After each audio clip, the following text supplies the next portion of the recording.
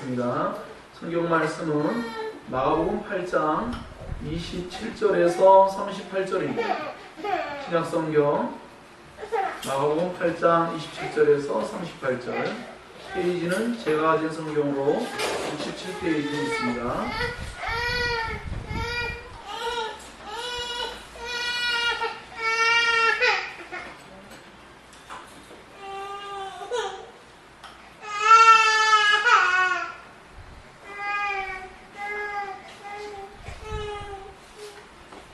사진을 읽고 함께 읽도록 하겠습니다. 예수와 제자들이 길을 고 가이사라 여러 마을로 나가실새 길에서 제자들에게 물어 이르시되 사람들이 나를 누구라고 하느냐? 제자들이 여짜와 이르되 세례 요한이라 하고 너로는 엘리야 너로는 선지자 중에 하나라 하나이다. 또 물으시되 너희는 나를 누구라 하느냐? 베드로가 대답하여 이르되 주는 그리스도시니이다. 아멘.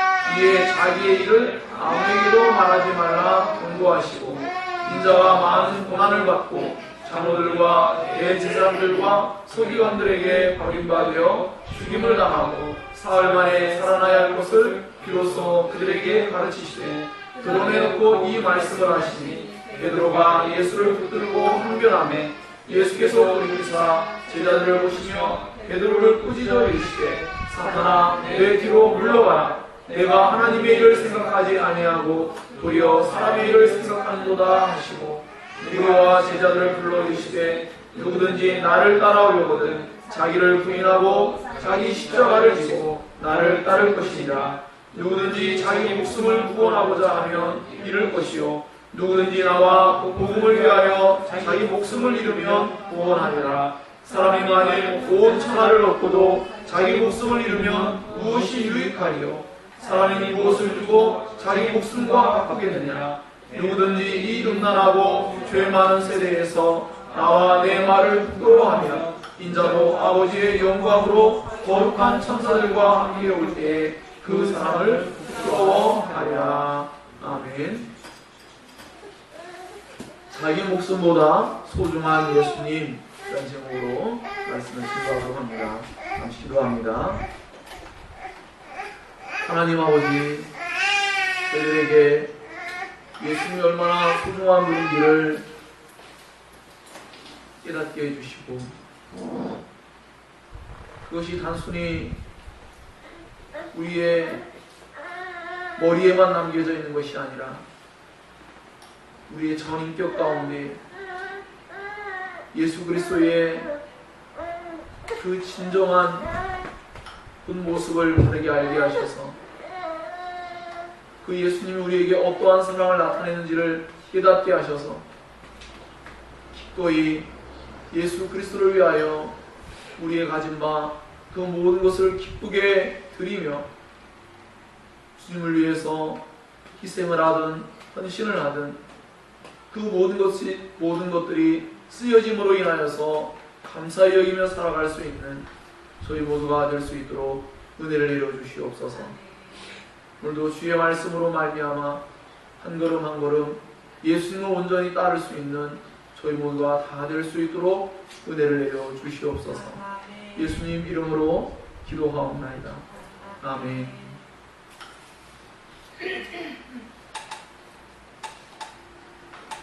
오늘 말씀이 이제 기독교의 근본적이며 본질적인 그러한 말씀의 핵심이다라고 말할 수도 있습니다. 뭐냐면 기독교는 사실 매우 위험성을 늘 떠안고 있습니다.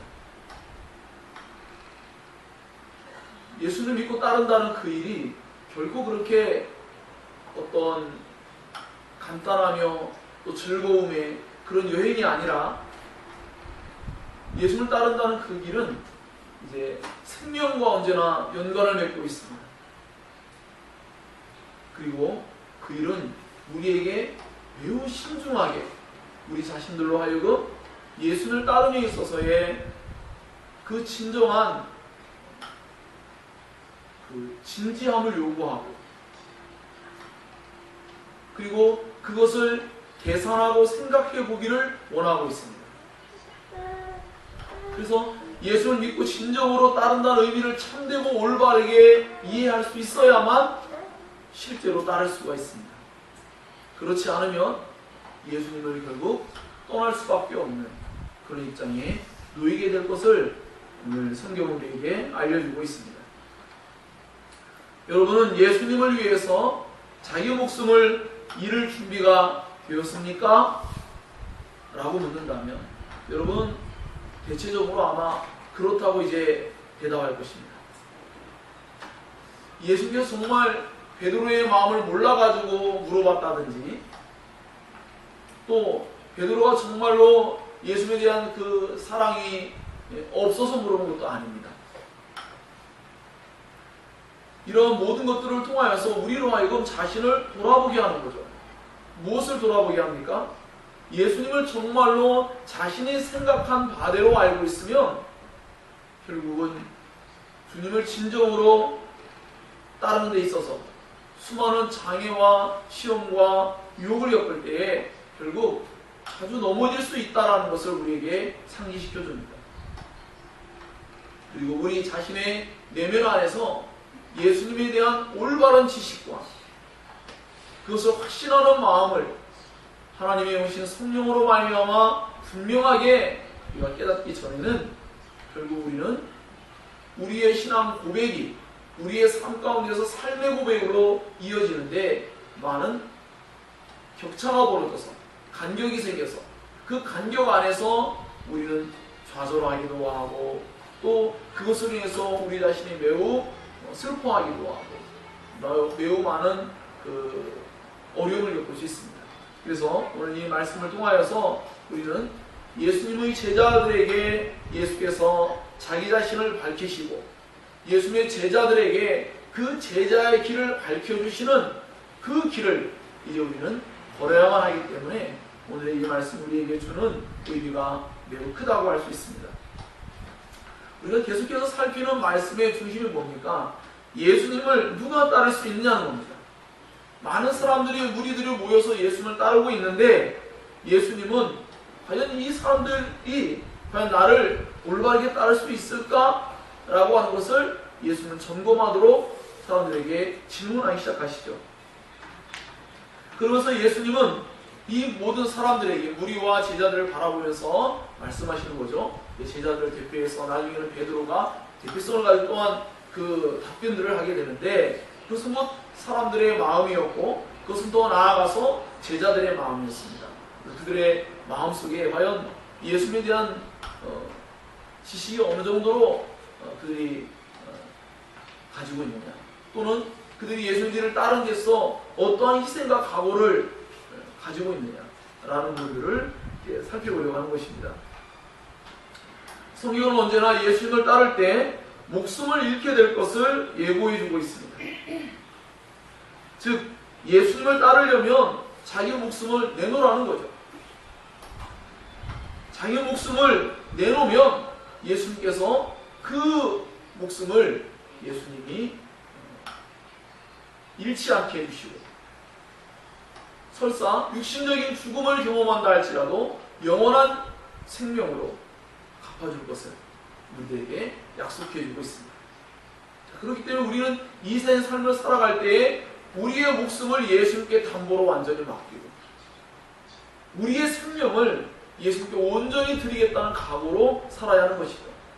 이 생명을 이야기하는 것은 뒷부분에 이제 나오지만 인간이 가진 것 중에 가장 소중한 것이 생명입니다.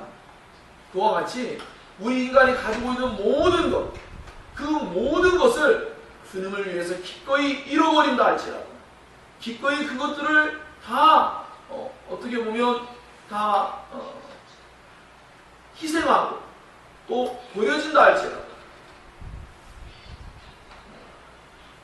그것을 자기 스스로 그것을 채우려고 하거나 자기 스스로 그것을 잃지 않으려고 한다거나 그러는 모습이 아니라 예수님에 의해서 그것이 채워지고 잃어버려지지 아니하여지고 예수님에 의해서 그 모든 것들이 주관될 수 있도록 그분께 정말로 맡길 수 있나의 여부가 제자들이 가야 할 그 길의 중대한 그런 특징이라고 볼 수 있습니다. 그러니까 방금 말씀드린 대로 우리의 마음의 중심에는 주님께 생명을 드리고 싶어요. 자, 그런데 그걸 좀 더 확장시켜서, 자, 그러면 우리의 생명이 가장 소중한데 그 생명 이하에 있는, 그 생명 밑에 포함되어 있는 우리가 가진 모든 것들을 주님을 위해서 기꺼이 희생하고 그것을 다 손실을 입고 손해를 입고 그것을 다 잃어버린다 할지라도 과연 우리는 예수님을 따를 수 있느냐라는 것이죠. 그런 각오로 주님을 따라간다는 겁니다. 어떻게 보면 요즘 한국 교회 안에서 널리 퍼져 있는 말씀들과는 좀 다를 수도 있어요. 아니, 확연히 다르다고 생각되기도 합니다. 무엇이냐면 예수를 만나서 더 많이 채워지고 더 많이 누리게 되고 더 많은 것을 쌓아두도록 하는 것만 같은 그런 말씀들과 달리 성경은 그 모든 것을 다 잃어버릴 수 있다라고 지금 말해주고 있어요. 그리고 참된 제자라면 잃게 될 것이다 라고까지도 말합니다. 그래서 예수님을 따르는 그 일은 정말로 엄청난 모험이고 엄청난 위험을 감수해야만 되는 그러한 따름입니다. 이와 같은 성경의 진정한 말씀의 의미들을 우리가 바르게 안다고 한다면 우린 예수님의 뒤를 따른다는 그 일을 결코 가볍게 여길 수 없음을 우린 직감할 수 있으리라 생각됩니다. 예수는 제자들에게 쉽게 말하면 야, 너희 목숨을 이제 내놔야 된다. 너희들이 정말로 나를 따라오려면 너희 목숨을 이제 나에게 내놓아야 된다라고 주님이 요구하고 있는 거죠. 참 엄청난 요구 아닙니까? 목숨 내놓고 믿자는 거죠. 그렇지만 그 목숨을 내놓을 때에 예수님은 그 목숨을 잃어버리지 않게 할 것이며 예수님은 진정한 의미에서 영원한 생명을 줄 것을 우리에게 약속하고 있습니다. 결국은 이것을 믿느냐의 여부와 깊은 연관을 맺고 있습니다. 믿음과 깊은 연관을 맺고 있는 거죠. 그래서 우리는 전체적으로 큰 틀을 예수님에 대한 이해를 갖는 부분, 두 번째로는 예수님의 뒤를 따라야 될 제자들의 그러한 길, 올바른 모습, 이것을 함께 살펴보고자 하는 것입니다. 여러분, 예수님이 사람들을 불러 모아서 무엇을 주려고 하실까요? 또는 반대로 얘기한다면 사람들은 예수님을 쫓아서 예수님을 따라갈 때 무엇을 얻고자 할까요? 여러분 자신도 한번 생각해 보세요. 예수님의 길을 우리가 따르고 있습니다. 우리가 얻고자 하는 것이 무엇입니까? 아마 여러분은 어느 정도 답을 알고 있으라고 생각됩니다. 분명히 우리는 영원한 생명, 영원한 나라를 희망하고 있고 그것을 얻을 것이라는 분명한 기대와 믿음을 가지고 우리는 예수님을 따르고 있습니다. 자, 그렇다면 그것이 우리의 진정한 목적이고 그것을 얻고자 한다면 우리는 그것을 얻기에 따르는 어떠한 희생과 또 거기에 대한 어떠한 대가를 치러야 된다면 우리는 기꺼이 치를 준비가 되어 있느냐라는 이러한 질문으로 새롭게 이 말씀을 생각해 볼 수 있는 것입니다. 우리가 정말로 원하는 바가 만약에 예수께서 주시고자 하는 영원한 생명과 영원한 나라가 아니라 행여나 뒷부분에 나와 있지만 제자들이 생각한 잘못된 예수님에 대한 잘못된 생각을 가지고 있게 되면 그만 예수님을 가로막고 예수님이 하실 일들을 회방함으로 인하여서 사탄이 그 사람들의 마음 가운데에 역사하여서 예수님께 꾸짖음을 들을 수 있는 그런 일도 발생할 수 있다는 것입니다. 자, 그렇기 때문에 오늘 이 본문의 말씀은 사실 어떻게 보면 롤러코스터와 같아요. 예수님께 엄청난 칭찬을 듣다가도 갑작스럽게 베드로가 예수님에게 엄청난 꾸짖음을 듣게 되기도 합니다. 우리도 하나님의 은혜를 깊이 받다가도 어느 순간 인간적인 생각이 찾아오면 그것과 결탁하면 금방 우리는 하나님의 은혜에서 금방 멀어지는 그런 경우도 있을 수 있다는 것을 성경이 우리에게 알려주고 있습니다. 그러므로 우리는 아무도 선줄로 생각할 수 없고 우리는 언제나 하나님만을 진정으로 갈망하고 그분의 도우심만을 구하는 삶을 살아야 합니다.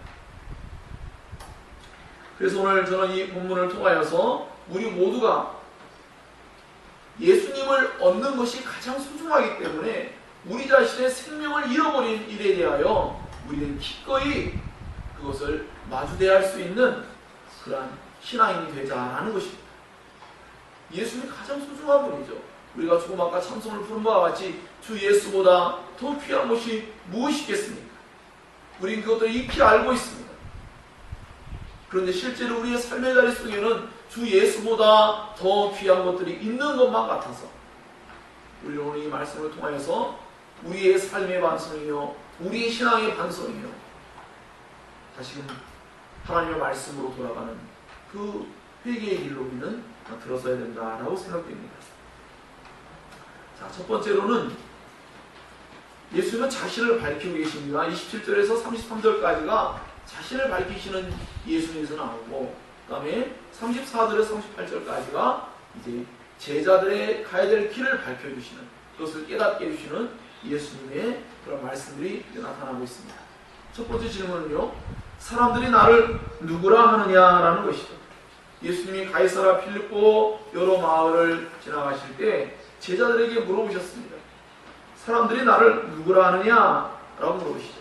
그러자 제자들이 예수께 대하여 예수님을 세례 요한, 또 어떤 사람은 엘리야, 어떤 사람은 선지자 중에 하나인 것처럼 그렇게 여기고 있습니다. 그렇게 생각하고 있습니다. 라고 말하는 거죠.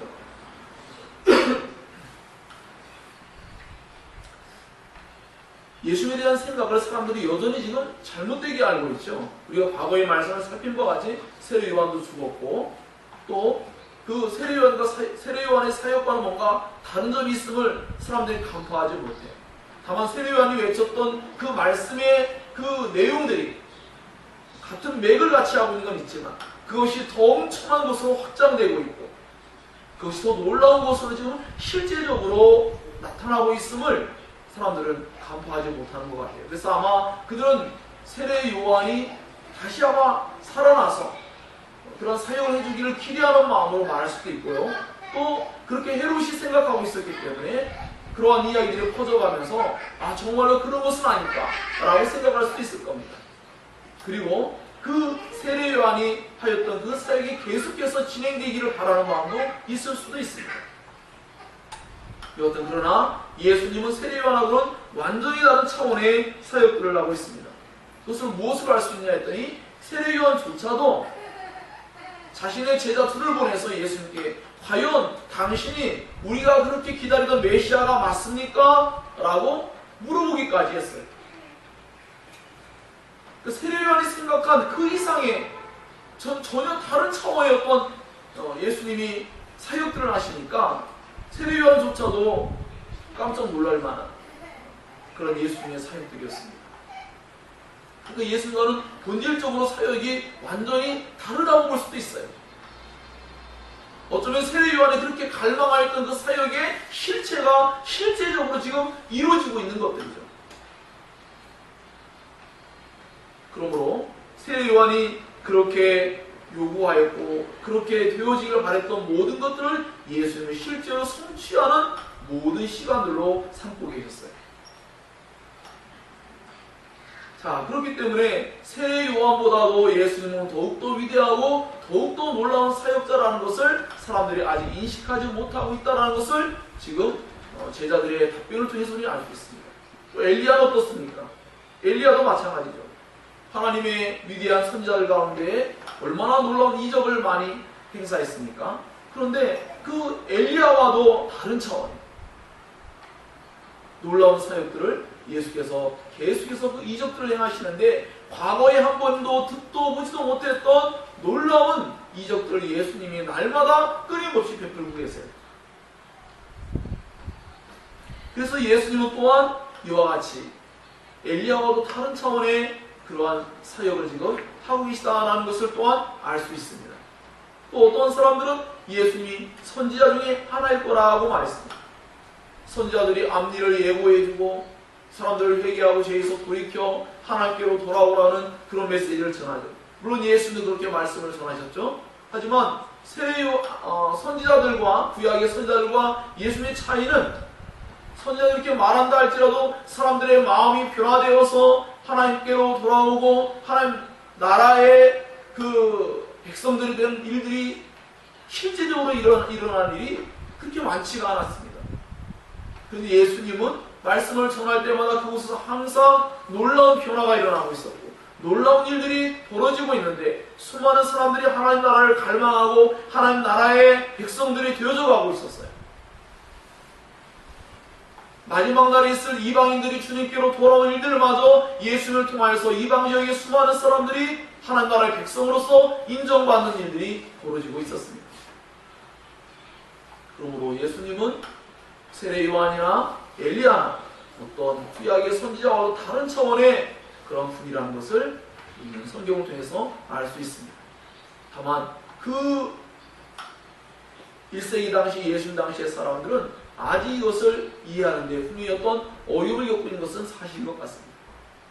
자, 그렇다면 오늘 우리는 어떨까요? 오늘 우리의 이 시대를 살고 있는 우리는 하나님의 역사를 과연 우리는 어떻게 이해하고 있으며 우리는 과연 예수님의 그 사역을 어떻게 이해하고 있습니까?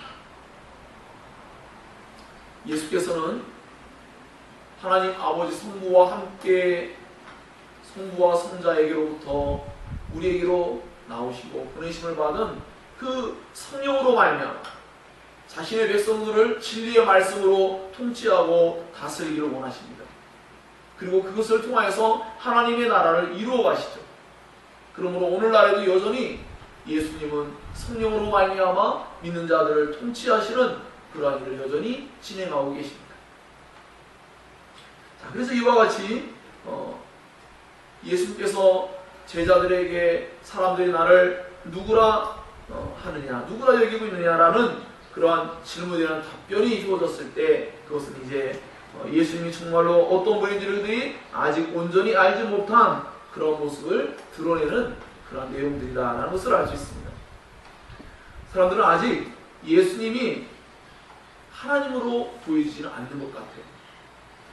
골로새서 1장 15절에 보면 예수님은 하나님의 거룩한 형상이라고 했습니다. 예수님 자신이 하나님의 선하신 모습을 그대로 사람들에게 반영하고 드러내고 있음에도 불구하고, 즉 그 모습이 일반의 모든 사람들과 확연하게 다른 놀라운 영광과 그 은혜가 충만하고 진리가 충만한 그런 모습이었음에도 불구하고 사람들은 아직 여전히 인간의 차원에서만 예수님을 이해하는 그런 모습을 보이고 있습니다. 이것은 여전히 아마도 제자들도 그와 같은 모습도 보이기도 합니다. 그리고 이것은 오늘날에도 세상의 수많은 사람들이 예수님을 이해할 때 예수님을 하나님으로 이해하는 것이 아닌 그런 모습과도 맥을 같이 하고 있다라고 보여집니다. 예수님이 이제 제자들에게 물으십니다. 이번에 제자들에게 너희는 나를 누구라 하냐? 그래, 사람들은 그렇게 여기는데 그래 너희들은 나를 지금 따르고 있는데 너희는 나를 누구라 하느냐라고 이렇게 물으십니다. 그러자 제자들의 대표격으로 베드로가 주는 그리스도이십니다 라고 답변했습니다. 다른 복음서에는 주는 그리스도시요 하나님의 아들이십니다 라고 그렇게 고백하기도 하죠. 베드로의 고백은 정말 놀라운 고백이었어요. 앞서 말씀드린 사람들의 고백하고는 분명히 다른 차원의 고백이었습니다. 하지만 이건 역시도 아직 예수님을 온전히 알고 있는 고백은 아닌 그런 부분이 여전히 남겨져 있습니다. 즉 우리가 앞서 살핀 대로 소경이 처음에 예수님의 안수를 통하여서 눈을 뜨긴 했지만 마치 나무들을 바라볼 때 사람들이 걸어가는 것처럼 보여지는 아직은 완전히 확연하게 보지 못한 상태와 같이 분명히 예수께서 구원자이시고 메시아이시며 분명히 자기들을 구원하기 위해서 그렇게 오랫동안 하나님께서 약속해 주셨던 그 메시아로까지는 그들이 이해하였고 인정을 했지만 그 예수님이 하나님 자신임을 아직도 제자들은 온전히 이해하는데 아직은 도달하지 못한 그런 모습이라고 볼 수가 있습니다. 그러나 그럼에도 불구하고 이러한 고백은 성령으로 말미암아 하늘로부터 이러한 은혜를 주지 않았더라면 베드로가 이 역시도 고백하지 못했을 겁니다. 즉 하나님의 절대적인 은혜가 아니었으면 사람들의 마음에 하나님을 갈망하고 하나님 나라를 갈망하고 예수의 말씀을 들을 때 마음에 감동을 주고 깨닫게 하며 죄에서 돌이키는 이런 모든 일들이 하나님의 역사입니다. 하나님의 어떤 은혜를 주지 않았더라면 그들은 지금 예수님을 따르는 위치에 놓이지 않았을 것입니다. 그러나 더 나아가서 예수를 믿고 따를 때 더 뭔가 필요한 어떤 부분들이 있기 때문에 예수님이 계속하여 질문하였던 것입니다. 제자들이 앞서 다른 일반 사람들과의 다른 차원의 대답을 한 것은 분명하지만 이제 그들은 더 위대하고 더 놀라운 그러한 예수님을 만나야 되는 그런 입장에 놓여 있습니다. 제자들도 아직은 예수님이 당시 사람들이 알고 있다시피 메시아 사상이 무엇이냐면 그 구원자가 와서 로마라는 그 자기 나라를 압제하고 있는 지배하고 있는 그 나라를 강력한 어떠한 이적을 나타내가지고 로마를 뒤엎어버리고 마치 과거에 출애굽 당시에 그 바로 왕 그리고 그 애국을 다 뒤집어버리고 그들에게 완전히 항복을 받아내고 그 애국으로 탈출할 때 엄청난 재물을 얻고 그들이 막 자기네 나라들을 구축해 나아가는 그러한 모습을 연상하면서 그들은 그러한 메시아를 사실은 기대하고 있죠. 그래서 아까 말씀했던 어떤 선지자라는 속에는 사실은 모세와도 연관을 맺고 있습니다. 그래서 그 모세와 같이 그런 엄청난 일을 행할 그 메시아를 그들은 기다리고 있는 거죠. 그래서 제자들의 기대감 속에는 이러한 메시아의 모습을 그들은 일면 기대하는 것이 있어요. 그런 갈망이 있습니다. 예, 우리나라도 뭐 일제 30년 그 압제 속에서 얼마나 자유를 갈망하고 얼마나 원했습니까? 그와 같이 이렇게 이스라엘 백성 유대인들도 지금 그걸 갈망하고 있어요. 근데 그 갈망이 너무나 강하다 보니까 나중에 예수께서 자신들이 생각하지 않은 메시아의 모습을 딱 나타내니까 즉 그 메시아가 종교 지도자에게 고난을 받고 그리고 죽임을 당할 것이라고 말을 하게 되니까 베드로가 그만 그 예수님을 가로막는 엄청난 일을 하게 됩니다. 예수님은 제자들에게 이러한 고백을 듣고 난 뒤에 자기의 일을 아무에게도 말하지 말라고 말씀합니다. 왜 그러냐? 예수님에 대한 오해가 있기 때문이죠. 제자들 역시도 예수를 바르게 알고 있지 않기 때문에 예수님이 어떠한 분인지를 아직도 바르게 알릴 수 없는 입장에 놓여 있다라고 볼 수도 있습니다. 예수님이 이제 본격적으로 드러내서 제자들에게 자신이 이제 메시아로서 어떤 사역을 할 것인가에 대해서 분명하게 나타내고 드러내기 시작합니다. 예루살렘으로 가는 길입니다. 예루살렘에서 예수께서는 그 사역을 이제 완성할 것이기 때문에 그 길을 걸어가는 이 시점 속에서 예수님은 자신이 이제 어떠한 사역을 할 것인지 자신이 어떠한 사역자로서 이 땅에 오셨는지를 드러내십니다. 예수님은 앞서 말씀드린 바와 같이 모세와도 다른 분이라고 말씀드렸습니다. 예수님은 하나님의 능력과 그 임재가 약속된 신령한 지팡이가 없었습니다. 모세는 지팡이로서 그 위대한 능력을 나타냈죠. 여러분 알고 있다시피 누구죠? 세례 요한도 약대 토롯을 입고 또 그가 뭔가 선지자들이 가지고 있는 어떤 면모를 그의 옷차림 속에서 나타냈습니다. 그런데 예수님은 지금 그렇지가 않은 것만 같아요. 왜 그럴까요? 예수님은 곧 하나님이시기 때문입니다. 하나님의 신적인 훈련과 그 놀라운 능력을 나타낼 어떤 표징과 어떤 약속의 어떤 실물이 있을 필요가 없는 것입니다. 예수님 자신이 하나님이시기 때문입니다. 예수는 자신을 인자라고 말씀하시면서 이제 많은 고난을 받고 장로들과 대제사장들과 서기관들에게 버림을 받게 될 것을 말씀합니다. 더 나아가서 그들에게 죽임을 당하고 사흘 만에 살아나야 될 것을 제자들에게 비로소 가르치셨습니다. 예수님은 제자들이 원하는 구원자의 모습을 지금 나타내지 않고 있어요. 예수님의 모습은 결코 제자들이 원하는 그러한 메시아의 모습이 아니었습니다. 예수님이 죽음이라는 부분이 나타나니까 제자들은 예수께서 다시 살아날 것을 말씀해도 그들의 귀에 들려오지 않는 것만 같아요. 그들의 귀에는 당장 예수를 향하여 모든 것을 버리고 예수를 따랐는데 그 예수님이 이제 얼마 안 있으면 예루살렘 성에 입성해가지고 영광스러운 왕으로서 무언가 놀라운 이적을, 가장 엄청난 이적들을 행사할 줄 알았는데 예수님이 죽게 될 것을 말씀할 때 제자들은 정말로 어쩌면 암담했을 수도 있고 속은 것은 아니까 생각할 수도 있겠죠. 물론 이 얘기는 성경에 없고 실제로 그들이 의심했다고까지 말할 수는 없지만 그러나 제자들에게 엄청난 갈등을 주었을 것은 분명합니다. 그래서 그들은 예수의 이 말씀을 뒷부분까지 온전히 귀담아 듣지 아니하고 예수께 질문을 하지도 못합니다. 예수님 다시 살아난다는 게 도대체 뭘까? 예수님 홀로 기도하러 갔을 때 제자들은 많은 회의를 했을 수 있습니다. 예수님 도대체 어떤 분이냐? 같이 살고 있어도 도대체 예수님이 어떤 분인지 그들이 온전히 알지 못하는 거예요. 베드로가 대피해서 그렇게 이야기할 때 다른 제자들이 아니야 예수님 저는 이렇게 생각합니다 라고 말하지 않고 베드로가 말한 것에 모두가 동의했던 것은 그들이 충분히 그런 부분에 대해서 상의할 수 있었다는 것입니다. 그리고 그들은 우리가 살피고 있지만 말씀 속에서 이 예수님이 예루살렘 성에 갔을 때에 그 성으로 입성할 때 자기들이 좋은 자리를 차지하려고 하는 개념을 가지고 있는 걸 보아서 예수님이 그들이 생각하던 메시아로서의 모습을 드러낼 것을 기대하는 내용들을 충분히 이야기를 나눴을 수 있다는 것입니다. 자, 그런데 예수님이 이제 죽을 거라는 거죠. 죽은 사람을 살려내신 예수님께서 죽는다는 거예요. 그 예수님은 누가 살려냅니까? 제자의 입장에서는 정말로 미래가 암담할 수밖에 없는 그런 입장이 될 수 있다는 것입니다. 자, 그러는 가운데서 답변했던 베드로에게 이제 엄청난 시련이 찾아오게 됩니다.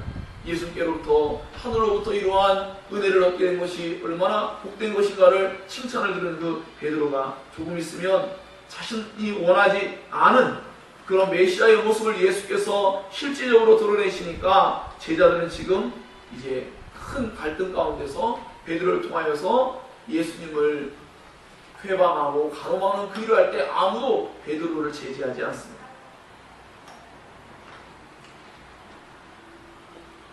베드로가 예수의 이런 말씀을 딱 듣자마자 반응한 것이 뭡니까? 그가 예수님을 가로막고 회방하는 거였어요. 여기서 말하는 회방하다라는 말은요, 성경 가운데 예수께서 계속하여서 귀신들을 내어 쫓거나 또 폭풍을 가라앉게 하거나 할 때 꾸짖는 어구로서 매우 강력한 그러한 용어를 사용하는데, 꾸짖는 그런 어떤 용어를 사용한 거예요. 그런데 베드로가 이 용어를 사용하는 거예요. 베드로에게 이 용어를 성경에 사용한 거죠. 그리고 그 뒤에 예수님 또 이 용어를 사용해서 베드로를 꾸짖습니다. 정말로 꾸짖음을 받아야 될 사람이 예수님을 그렇게 가로막으면서 뭐라고 말을 표현하지는 않고 있지만 분명히 절대로 안 된다는, 예수 그렇게 잘못된 생각을 하고 있냐고 꾸짖듯이 예수 뭔가 잘못된 생각을 하는 것처럼 그렇게 예수님을 교훈하고 있는 그런 무례한 말투를 썼다고 성경은 우리에게 알려주고 있습니다. 그러자 예수께서 이제 말씀합니다. 사탄아 내 뒤로 물러가라 라고 말씀했죠. 방금 전까지라도 하나님의 놀라운 은혜를 던지고 있던 베드로에게 이제는 사탄이 역사하고 있다는 것을 성경이 기록하고 있습니다. 사탄의 정체가 지금 밝혀지고 있습니다. 광야에서 예수님을 유혹하고 시험하였던 사탄이 베드로를 통하여 예수님의 제자 가운데 수상격을 그런 역할을 담당하고 있는 베드로를 통하여서 예수님을 또다시 시험하려고 찾아온 것입니다. 하나님의 놀라운 은혜를 받은 베드로가 금방 인간적인 그러한 생각에 빠져들어갑니다. 그래서 금방 예수님을 가로막고 회방하는 그런 모습 속에서 예수께서 그 베드로의 마음의 진면목을 그대로 드러내십니다. 내가 하나님의 일을 생각하지 아니하고 도리어 사람의 일을 생각한도다 라고 말씀했어요. 예수께서 지금 하나님의 일을 말씀했어요. 하나님이 이러한 일을 이루기 위해서 나를 보냈다라고 주님은 인자라는 그 표현을 사용해서 말씀하고 있었어요. 그런데 베드로는 그럴 수 없다라는 거죠. 바로 막았어요. 그래서 뭐 사람의 일이었죠. 그것은 자신들이 생각한 메시아의 모습, 바로 그것을 기대하였고 그렇게 되기를 원하는 마음이 너무나 강렬했기 때문에 예수께서 무엇을 말씀한다 할지라도 그것은 가로막힐 일이었습니다. 참 너무나 재밌게도 이 말씀이 저는 구약 속에서 사울 왕이 하나님의 엄중한 꾸짖음과 심판의 경고를 들을 때에 사무엘이 돌아가려고 할 때 붙잡고 늘어집니다. 옷이 찢어지기까지. 그런 모습처럼 매우 어리석은 모습처럼 비춰졌습니다. 또 한편으로는 어제 저녁에 우리 사랑이가 또 예화를 하나 또 줬어요. 뭐냐면 이제 핸드폰이 고장났잖아요. 그러니까 엄마 폰 가지고 해야 되는데 그것을 안 주고 있으니까 계속 엄마한테 찡얼대고 막 그래요.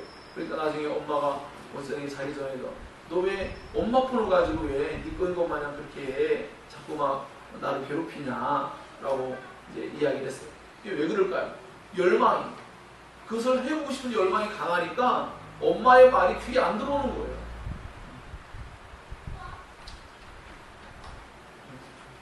저희 일상의 생활 속에서 생각해 보니까 저희 집에 이제 강아지가 있지 않습니까? 그 강아지도 그래요. 먹고 싶은 열망이 너무나 강렬하면요, 주인이 주고 또 주인이 그것을 그 개에게 베풀어준 은혜를 망각해버리고요, 때로는 짖기도 하고 으르렁대기도 하고 막 먹고 싶은 걸 빼앗기지 않으려고 하고요, 또 때로는 막 식탁으로 막 점핑하려고 하고 별일을 다 합니다. 무엇이죠? 주인의 말을 듣지 않아요. 왜 그래요? 먹고자 하는 욕망이 너무나 강하니까 그러한 일을 하는 거죠. 베드로의 마음속에 예수를 통하여서 어떠한 무언가를 기대하는 바가 있는데 그게 지금 와르르 무너지게 생겼어요. 다른 제자들과 같은 생각인데 예수님이 왕이 돼야 좋은 자리를 차지할 수 있는 것도 분명히 그들의 마음속에 포함되었을 수 있는 것이죠. 그것이 모든 게 와르르 무너졌어요. 어쩌면은 어떠한 사람들은 기독교에 들어와서 예수를 통해서 성공하고 예수를 통해서 무언가 더 나은 것들을 막 얻을 것들을 크게 꿈에 풀어있는데 오늘의 본문의 말씀을 딱 접하게 되면 어떤 생각이 들까요? 와르르 무너지는 기분을 느낄 수 있습니다. 예수 믿으면 내가 뭔가를 더 얻는 게 아니라 내가 가지고 있는 것조차도 다 잃어버릴 수 있다? 라고 할 때 마음이 어떨까요? 그런 것은 여러분이 잘 알고 있다시피 그것은 정말로 사람의 생각이고 그것은 정말로 어리석은 생각이죠. 왜냐하면 하나님께서 우리 것을 뺏어가는 분이 아니죠. 하나님이 우리에게 모든 걸 주시는 분입니다. 더하여 주시는 분이죠. 우리에게 필요 없는 것은 가져가시고 더 좋은 것을 주시고자 그렇게 하시는 거죠. 굳이 표현하면 이런 거예요. 강아지에게 뭔가 껍질을 달라고 하고 먹을 수 있는 걸 주려고 하는데 계속 그거 붙잡고 있으니까 그건 먹는 게 아니야, 더 좋은 걸 주려고 하는데 강아지는 그것을 뺏길까봐 그것에 그냥 목매달아 있고 거기서 으르렁거리는 모습, 그것처럼 보여지기도 해요. 예수님을 이렇게 가로막고 회방하고 있는 베드로의 마음속에 분명히 이러한 열망이 너무나 강렬했다는 것을 우리는 금방 알 수가 있어요. 예수님이 가려고 한다면 그냥 잡아채가지고 못 가게 말리는 모습이에요. 얼마나 우리가 앞전에 이전에 살필 때에 그 혈루병 앓던 여인의 옷가에 손만 대는 그런 부분과 연관이다. 얼마나 지금 다른 모습으로 예수를 확 붙잡고 있는 모습입니까? 예? 제가 좀 아까 말씀드린 사울왕이 사무엘의 옷을 막 확 붙잡고 찢는 것과 달리 다윗은 사울의 옷깃만 살짝 베는 것만 가지고도 마음에 안타까워했던 마음을 가졌습니다. 이렇게 사람의 마음이 한번 변질되고 바뀌니까 이렇게 무서워집니다. 욕심이 오니까 확 뭉쳐지려고 하는 마음이 생기는 거죠. 여하튼 이래서 베드로가 이렇게 어리석게 사람의 그 일을 먼저 생각함으로 인하여서 그는 예수님께 꾸짖음을 듣게 됩니다. 무리들과 제자들을 보면서 하신 말씀은 그들의 마음도 별반 다를 바가 없다는 것을 예수님이 알려주고자 하시는 거예요. 사람들은 마음속으로 표현 안 했지만 베드로가 다 표현해 줬을 뿐이에요. 그러나 예수는 사람들을 바라보면서 야, 너희들 뭔가 지금 잘못 알고 있는데 너희들이 하나님의 일을 먼저 생각해야 되는데 너희들이 사람의 일을 먼저 생각하고 있구나 라고 그렇게 분명하게 그들을 모두 꾸짖고 있는 것입니다. 오늘날 우리들도 교회가 하나님의 일을 먼저 생각해야 되는데 사람의 일을 먼저 생각하는 것, 자신들의 일신상의 일들을 더 관심을 갖고 살아가는 것, 이것이 과연 하나님 앞에는 용납될 수 있는 좋은 것일까요? 그렇지 않을 것이라 생각됩니다. 주님은 여전히 오늘날 우리들을 바라보면서도 만약에 꾸짖는다면 너희가 하나님의 일을 먼저 생각하지 않고 사람의 일을 먼저 생각하고 있구나. 너희가 사람의 생각으로서 하나님의 일을 판단하고 있구나. 베드로가 예수님을 판단하는 거야. 얼마나 어처구니없는 일입니까? 예수님이 판단받을 뿐입니까? 여러분, 우리가 지금 계속 살필 때 마가복음에 뭐가 나왔죠? 예수님이 회당장 야이로의 딸을 살려낸 장면 속에도 예수님이 사람 죽는 걸 모르시지? 예수님을 바보로 만들어요. 예수님 뭔가 지혜가 없는 분으로, 분별력이 없는 분으로 만들어요. 그런 내용들이 계속 이어지고 있습니다. 베드로 역시 그렇습니다. 베드로에게 예수님 판단을 받을 만한 분입니까? 아니잖아요. 모든 것을 알고 계신 그 예수께서 이러한 질문들을 하신 이유들은 그들의 마음속에 있는 잘못된 생각들을 제거하고자 예수께서 이러한 말씀을 하신 겁니다. 그들의 마음이 이러한 상태로 예루살렘 속으로 갔어요. 예수님 막 그냥 죽습니다. 그들이 어떻게 될까요? 그냥 완전히 다 무너지게 될 거예요. 예수님 그 전에 이미 그들에게 하나씩 그 은혜 안수에서 하나씩 영적인 눈을 열어준 것 같이 그들의 가지고 있는 잘못된 것을 하나하나 제거하고 예수님에 대한 올바른 지식을 심어주시고 또한 그들이 가야 될 올바른 길을 하나하나 제시하고 있는 그러한 과정 가운데 있습니다. 여하튼 예수님은 이와 같이 베드로가 사탄은 아니지만 사탄이 베드로를 통하여 예수님을 방해하고 회방하고 있는 모습, 베드로가 그렇게 하나님의 일을 방해하고 사람의 일을 먼저 생각하는 것이 사단의 영향을 받는 것이요 사단의 역사가 나타나는 것이라고 분명히 말해주고 있어요. 우리의 마음속에도 하나님의 일이 아니라 사람의 일을 생각하여서 하나님의 말씀을 사람의 뜻과 생각으로 판단하고 재고 그렇게 하고자 한다면 그것은 언제나 사단의 역사다라고 말할 수가 있는 것입니다. 그리고 말씀을 제가 익히다 여러분 알고 있겠지만 아담과 하와의 사건 속에도 하나님의 말씀에 대해서 잘못된 것처럼 정말 그런 거 아니야? 뭔가 이런 생각하는 모든 것들은 언제나 사단의 역사입니다. 그래서 이것을 여러분 잘 기억하시고 여러분 마음속에 하나님의 뜻대로 살고자 하고 하나님의 뜻대로 하고자 하고 하나님께 나아가려고 하는데 방해가 되고 뭔가 어려움을 주는 모든 것들은 여러분이 원하는 바대로 안 이루어진다고 하나님께 뭔가 잘못된 생각을 갖는 모든 것들은 언제나 사단이 그 뒤에서 배후에 역사할 수 있다라는 것을 우리는 꼭 기억해야 합니다. 갑자기 사탄이 딱 등장한 모습을 꼭 기억하시기 바랍니다. 자, 이와 같이 베드로는 하나님과 예수님의 뜻이 이루어지기보다는 자신의 뜻이 이루어지기를 원하였습니다. 이제 이러한 그들의 마음이 나중에 예수께서 하신 말씀과 이제 맞물려 있습니다. 자, 두 번째, 예수의 제자의 길을 밝히시는 예수님, 제자들 위해서 말합니다. 누구든지 나를 따르려거든, 너희가 정말 나를 따르고 있는데 나를 따르려거든 라고 말씀하시면서 이제 그들에게 분명히 요구되어지는 두 가지의 항목을 이제 이야기합니다. 그 첫 번째는 무엇이죠? 자기를 부인해야 되는 겁니다. 두 번째는 자기 십자가를 지어야 되는 겁니다. 베드로는 자기를 부인하지 못했어요. 자기가 원하는 것을 열망했을 뿐이지 자기가 원하는 것을 부인하고 예수께서 원하시는 것을 따를 수 있는 마음의 준비가 되어야 하는데 그는 그러지가 못했습니다. 그것을 분명하게 예수께서 이제 말씀으로서 깨우쳐 주십니다. 예수님은 자신의 죽음에 대해서 말씀하시고 제자들도 그 제자들의 죽음에 대해서도 말씀합니다. 제자들도 죽어야만 합니다. 제자들은 자기를 부인하여야 했으며 자기 십자가를 져야만 되는 그 제자의 길을 걸어가야만 하는 것입니다. 자기를 부인한다는 것은 눈앞의 이익과 세상적인 만족과 자기 자신만을 위한 삶을 기꺼이 포기하고 하나님 중심의 사고를 하는 것을 말합니다. 언제나 사람의 일을 먼저 생각하는 사고방식과 그 자아를 부인해야 될 것을 말합니다. 자기 십자가를 져야 한다는 것은 예수님께서 짊어진 십자가와 같은 극한 형벌도 감수할 수 있는 마음의 자세를 의미합니다. 예수님을 따른다는 것은 십자가의 그 형벌조차도 자기 몫에 태인 그 십자가도 기꺼이 짊어지게 될 것을 우리는 경고할 때 또 그것을 예고해 줄 때 우리 기꺼이 받아야 된다라고 성경은 말하고 있습니다. 사랑 여러분은 자신만을 위한 자신의 생각을 정말 부인할 수 있는 힘을 가지고 있습니까? 여러분 마음속에 무언가를 열망하는 게 있어요.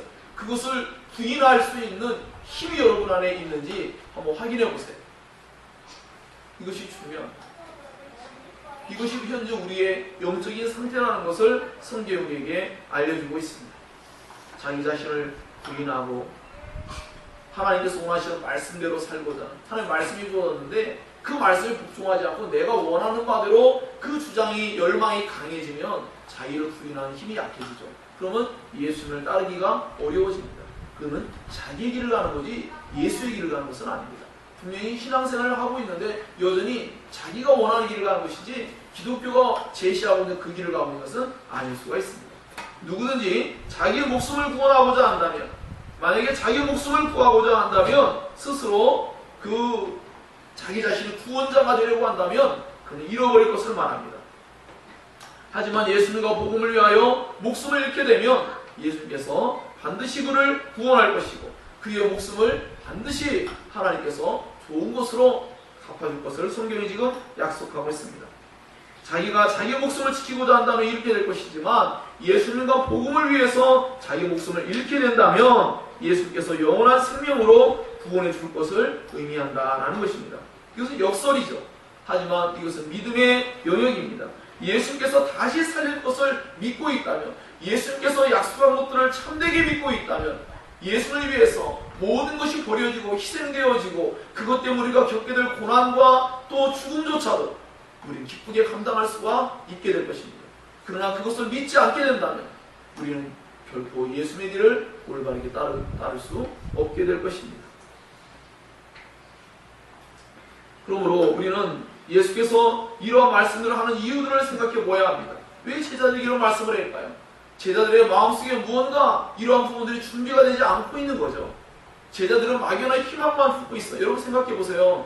지금 예수를 믿고 따른 제자들에게 지금 어떤 일이 벌어지고 있습니까? 엄청난 일들, 날마다 기적이 일어나고 있고 사람들이 막 다 쫓아다니고 있고 사람들이 임금 삼으려고 하고 분위기가 어때요?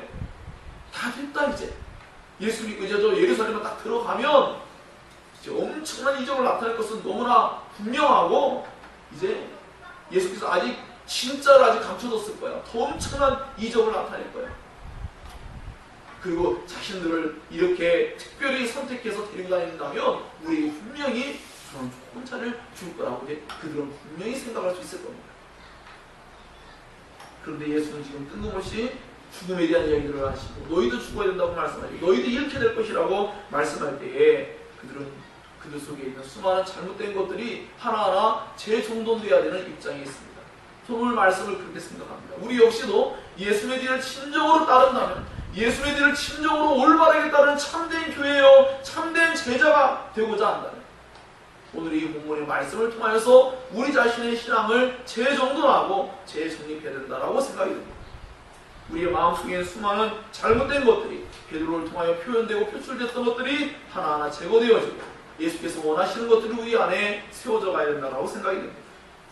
이 세상에 있는 모든 것들이 자기 목숨보다 소중할 것입니다. 목숨보다도 소중한 것은 없어요. 그러나 성경은 말합니다. 그 소중한 생명, 그 생명을 잃게 되는 것, 그것을 잃게 된다면 아무리 온 천하를 얻는다 해도 무슨 소용이 있겠느냐라는 것이죠. 아니 왕이 되고 아니 엄청난 회사의 사장이 되고 아무리 좋은 것을 얻는다 할지라도 처음 말씀처럼 죽은 사자보다 산 개가 나은 거죠. 그래서 살아있는 것 자체가 얼마나 소중한 것이냐라고 말해요. 그런데 그 생명을 잃을 수 있다는 겁니다. 어떤 식으로 잃을 수 있다는 걸까요? 두 가지 방식에서 잃을 수 있다고 성경이 말하고 있습니다. 하나는 자기 방식대로 그 목숨을 잃지 않고자 할 때 도리어 진짜 잃을 것이고 주님을 위해서 자기의 목숨을 잃으면 오히려 그 생명을 얻게 될 것이라고 지금 말해주고 있습니다. 주님을 위해서 어떤 고난이 오고 그것이 죽음을 요청할 만큼 그것이 세상 사람들에게 정말 수많은 손가락질을 당할 만한 일이 발생할 수도 있지만 왜요? 세상이 예수를 그렇게 대했고 세상이 기독교를 참되게 이해할 수 없기 때문에 하나님을 이해할 수 없고 세상은 언제나 하나님을 대적해왔기 때문에 그럴 수밖에 없는 입장에 놓여 있습니다. 예수 믿고 우리가 모두가 다 좋게 잘 되길 바라는 마음이 있어요. 목회자들도 사실 존경받고 잘 되고 좋게 되기만을 바라는 마음 충분히 있습니다. 그러나 성경 우리에게 말해주고 있습니다. 진정한 기독교의 모습은 그렇지 않을 수 있다고 말합니다. 진정한 기독교의 모습은 언제나 세상과 대립되고 싸울 수밖에 없는 입장에 놓인다고 계속해서 성경이 우리에게 경고해주고 있습니다. 그 싸움을 하지 않는 것은 동화된 것이지, 그 싸움을 하지 않는 것은 주님의 길을 참되게 따르고 있지 않다는 증거가 될 뿐이지, 우리에게 분명히 성경은 그러한 싸움들이 끊임없이 벌어지고 있음을 우리에게 알려주고 있습니다. 심지어 예수님과 제자 사이에도 지금 갑자기 이런 냉랭한 기운이 감돌고 무언가 좋지 않은 일이 지금 발생하고 있는 모습입니다. 그러므로 성경은 이렇게 말합니다. 온 천하와 그 재물과 명예를 그가 스스로 얻었다 할지라도 생명을 잃으면 아무 소용이 없을 것 같이, 그 생명의 주인이신 예수님을 얻는 것이 가장 소중한 것인데, 자기의 목숨을 자기가 잃지 않으려고, 자기의 재물을, 명예를, 자기의 것들을 잃지 않으려고 하는 사람은 도리어 잃게 될 것을 성경은 우리에게 말해주고 있습니다. 누가복음 12장 20절에서 21절 우리에게 이렇게 하나의 좋은 예화로서 우리에게 깨닫게 해주는 바가 있습니다. 그것은 한 부자가 있었다는 거죠. 그 부자가 많은 소출을 얻고 풍성하니까 창고를 짓고 더 많은 것을 쌓아두고 말하기를 내 영혼아 여러 해 동안 쓰고 누릴 수 있는 풍성한 것들이 있기 때문에 평안히 살자라고 하는 것이죠. 그러나 주님 말씀합니다. 이 어리석은 사람아, 하나님이 말씀합니다. 오늘 밤에 내 영혼을 도로 찾을 것인데 내 준비한 것이 과연 누구의 것이 되겠느냐? 네가 많은 것을 준비해놨어. 내일을 위해서, 그 다음을 위해서 더 충분히 많은 것 준비해놨지만 그 모든 것들로 향유할 수 있겠느냐? 그것을 누릴 수가 있겠느냐? 그럴 수 없다는 것이죠. 자기를 위하여 재물을 쌓아두고 하나님께 대하여 부요하지 못한 자가 이와 같으니라 라고 말했습니다. 어리석다는 거죠. 하나님을 향하여 올바르게 쌓아야 되고 가져야 될 이것들이 있습니다. 마지막은요, 누구든지 나와 내 말을 부끄러워하면, 누구든지 3번 말했습니다. 누구든지 나를 따르려거든, 누구든지 자기 목숨을 구원하고자 한다면, 3번째는 누구든지 나와 내 말을 부끄러워하면 이라고 주님 말씀했습니다. 음란하고 죄 많은 세대는 온 세상에 하나님의 영광이 임하게 될 때 커다란 부끄러움을 당하게 될 것입니다. 그들은 하나님만이 아니라 세상에 있는 많은 헛된 우상과 세상에 있는 많은 즐거움과 향락과 이 모든 것들을 쫓기 때문입니다. 그들은 어느 한 가지만을 쫓지 않습니다. 분명히 하나님도 섬기고 있지만 또 다른 것들도 섬기고 있습니다. 구약에서 계속해서 말씀이 나온 것들이 하나님 앞에 가증하며 계속해서 악한 죄라고 지목되는 모든 것들이 언제나 우상을 숭배하는 것이었고 영적인 간음을 행하는 것이었습니다. 신약에 와서도 예수께서 그들에게 지금 말씀하고 있습니다. 이 세대를 무엇이라고 말할까 할 때 이 세대는 음란하고 죄 많은 세대다라고 주님이 말씀하고 있습니다. 무엇을 말하는 거죠? 하나님을 믿고 따른다고 말하고 있지만 사실 그들은 가는 것을 또한 열망하고 있고 그것을 추구하고 있고 그것을 누리려고 하고 있기 때문에 그것은 곧 하나님 앞에서 음란한 음녀와 같은 그런 모습을 가지고 있다라는 것이죠. 우리 역시도 주님을 믿고 따른다고 하면서 우리가 세상의 많은 것들을 향유하고 누리고 그것을 추구하고 있다면, 열망하고 있다면, 그것을 열망하는 마음을 강해서 하나님 말씀을 순종할 수 없다면 우리 역시도 음란하고 죄 많은 세대에 속한 그런 입장에 놓일 수 있다는 것을 기억해야 합니다. 예수께서는 그들이 정말로 영적으로 불결하다고 말씀한 거죠. 우리가 앞서 말씀드린 계속 연관을 맺습니다. 예수께서 정결법들을 말씀했죠. 사람의 마음에서 나온 것이 더러운 것이지 사람의 손을 씻지 않고 먹은 것 때문에 사람이 더러워진 것이 아니다라고 말했습니다. 예수는 사람들의 마음속에 이것을 지금 드러내고 있습니다. 그들의 마음속에 주님이 하신 말씀을 알아듣기도 했지만 그들의 마음속에 있는 것이 그들이 그렇게 크게 와닿지 않을 수도 있었어요. 아니 나는 그렇지 않아 라고 생각할 수 있어요. 그러나 예수는 이런 실제적인 일들을 통하여서 그들 마음속에 있는 악하고 더러운 것들을 다 끄집어냅니다. 제거하려는 목적도 있고 그들로 하여금 깨닫게 하기도 원하신 것이죠. 이러한 사건이 벌어지지 않았다면 제자들의 마음속에 있는 것들이 드러나지 않았을 것이기 때문입니다.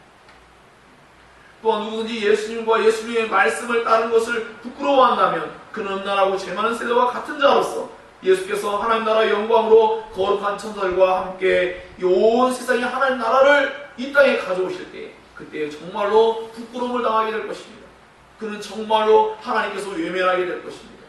그는 정말로 세상의 것들을 가지고 추구하려고 하다가 도리어 하나님 앞에서 그의 죄로 말미암아 너무나 엄청난 부끄러운 일을 당할 것입니다. 성경의 수많은 곳에서는 그가 자기의 혀로 자기의 죄를 자복하고 다 구하게 될 거라고 말했습니다. 자백하게 될 거라고 말했습니다. 그러므로 성경은 우리가 예수의 뒤를 따르게 될 때에 세상 사람으로부터 손가락질과 침뱉음과 오해와 죄인으로서 형벌을 받는 일을 겪게 될 수 있는데, 그리고 예수는 실제로 이 일을 겪으셨습니다. 그러나 이것은 진정한 부끄러움이 아니라고 말합니다. 진정한 부끄러움은 세상에서 죄 가운데 살다가 죄인으로 드러나서 하나님의 영원한 심판을 받는 것이 진정으로 부끄러운 것이 될 수 있습니다. 예수는 오히려 주님을 위해 살다가 사람들에게 수많은 오해와 수많은 여러 가지 잘못된 그러한 부정적인 일들을 겪게 됨으로 인해서 겉으로 보았을 때 부끄러워질 수 있는 일들이 있을 수 있지만 그것은 진정으로 부끄러운 일이 아니라고 말씀합니다. 예수님은 우리를 위해서 십자가에 지신 것을 부끄럽게 여기지 아니하시더라고 히브리서는 기록하고 있습니다. 히브리서 12장 2절은 믿음의 주요 또 온전케 하시는 예수를 바라보자. 그는 그 앞에 있는 기쁨을 위하여 십자가를 참으사 부끄러움을 개의치 아니하시더니 하나님 보좌 우편에 앉으셨느니라 라고 기록하고 있습니다. 그래서 저는 우리 교회 표어가 복음을 부끄러워하지 않는 교회입니다. 복음을 당당하게 말할 수 있고 복음을 진정으로 기뻐할 수 있는 그러한 교회가 되기를 원하는 것입니다. 이제 결론을 맺겠습니다. 예수님은 자기 목숨을 아깝게 여기지 아니하시고 기꺼이 내어주셨는데 로마서 5장 6절에 11절의 말씀을 보면 경건하지 아니하고 죄인이며 하나님의 원수 같은 자들을 위해서 자기 모시고 이 땅에 오셨다는 것입니다. 도저히 어떠한 자격을 찾을 수 없는 그러한 죄인들, 그들을 위해서 예수님은 죽기로 작정하시고 이 땅에 오신 것입니다. 그것이 하나님의 뜻이며 그것이 하나님의 사랑을 나타내 보이는 일이었습니다. 예수님은 자기 목숨으로써 오고 오는 모든 세대에 구원받을 하나님의 백성들의 죄값을 대신 치르신 것입니다. 예수는 그것을 위해서 오셨습니다. 예수는 고난받는 하나님의 종으로서 오셨고 예수는 친히 자기 목숨까지 순종하심으로써 하나님의 율법을 온전히 이행하시고 이로 말미암아 죄인들을 위해서 대신 죽으시는 그 일을 통하여 율법의 진정한 정신인 그 사랑을 온전히 나타내셨습니다. 사랑하는 여러분, 하나님께 더 이상 보여줄 것은 없습니다. 여러분이 생각한 무언가 바라는 것들이 있을 수 있습니다. 그것이 하나님께서 약속한 것이 아니라면 무효화됩니다. 무너지게 됩니다. 하나님께서 우리에게 약속한 것이 무엇인지 올바르게 알아야 됩니다. 그 모든 것은 예수님을 통하여 지략적으로 나타납니다.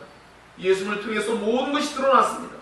예수를 올바로 알게 될 때에 진정으로 영적인 눈이 뜨여지게 될 것이고 참된 신자는 성령님의 감동과 감화를 통하여서 예수를 위해 기꺼이 자발적으로 자기가 가진 모든 것을 기꺼이 헌신하며 희생하며 잃어버린다 할지라도 기쁘게 주님의 길을 따를 수 있는 사람들이 되게 될 것입니다. 그래서 예수님이 이제 자기의 길을 따르는 제자들에게 지금 말씀하고 있습니다. 주님의 길을 진정으로 따르려면 너희들이 지금 따르고는 있는데 정말로 나를 참되게 따르려면 이제 조금 있으면 엄청난 환난과 고난과 핍박의 때가 올 텐데 너희들 뭔가 준비를 해야 되겠구나 라고 주님 말씀한 것이죠. 그것은 바로 무엇입니까? 언제라도 자기 목숨을 잃을 준비를 해야 한다는 것이죠. 그러나 언제라도 그 생명이 하나님에 의해서 영광스럽게 찾아질 것을 또한 말씀하고 있습니다.